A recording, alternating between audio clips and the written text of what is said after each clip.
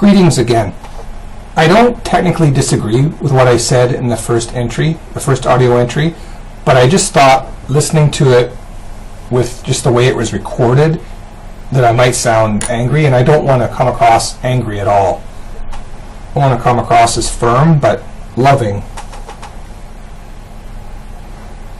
So my points were, and I stand with what I've written in this entry, was that a good friend of mine overseas, whenever we message, either every time or virtually every time, he always asks me, "Are you okay?"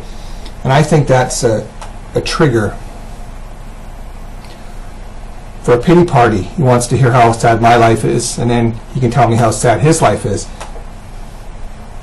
I've arrived at the point with him in dialogue, although he's still a good friend and always will be, God willing, that I'm just not going to pursue that. I'm not going to answer that question. I'm not interested in pity party. Matthew 6, Jesus says we should live a day at a time. We all have issues. Daily I want to succeed at certain things, whether it's one of my avenues of employment or my online ministry. I want to succeed, or learning more about what I teach and read and write, or meeting new people at church. I want to succeed every day.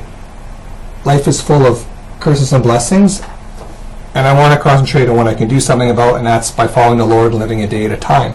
And when someone says, "Are you okay?" continually, not once in a while, but just continually, in my opinion, having taken some psychology online on my own and Columbia Bible College, it's a trigger. It's a way of, "Are you okay?" "Well, I'm not okay." It's a trigger, and that's what I'm speaking against and not interested in. And I care for my friend, but it's a legitimate critique. In the first presentation, I explained that a lot of my friends, including this friend, are single. And my point in regard to how sometimes relationships end is, if there's too much emphasis on how someone feels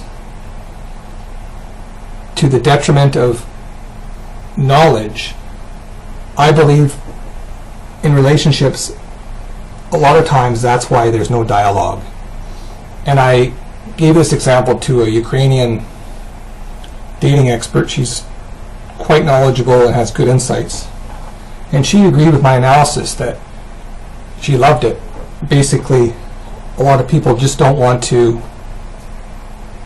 dialogue because they don't want to be proven wrong through knowledge. They want to feel right, whether that's actually right, not necessarily. Whereas I think in a Christian worldview, yes, we should feel right, but we should know what's right. We should have knowledge.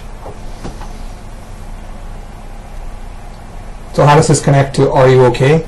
Well, that's dealing more with feelings than knowledge. How I feel is rather irrelevant. Am I trying to follow the Lord every day? That's the key, with emotions and knowledge, but not just falling back on "Are you okay?" and just pity party. I don't think that's what God really wants.